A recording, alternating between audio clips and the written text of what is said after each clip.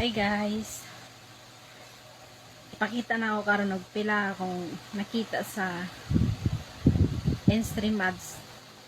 Nag-set up ako nung Friday, August 19. Yan.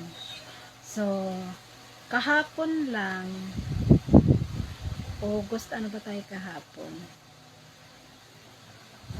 21 ba? Oh, tama. August 21. Gilantaw na ako ang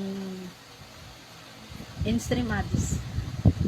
So may nisulod na kunya gahulat-hulat ko og naabay approve si Lolo og naabay padala siya nga uy approve na ka mo income na ka ani, pero wala man good.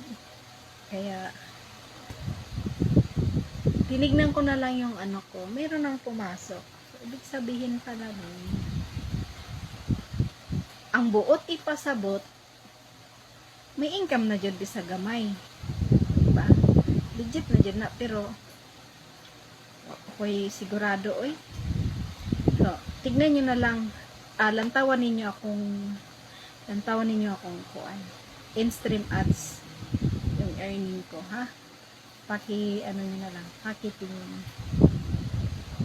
Charan! Kita nyo, no? Mayroon ng laman.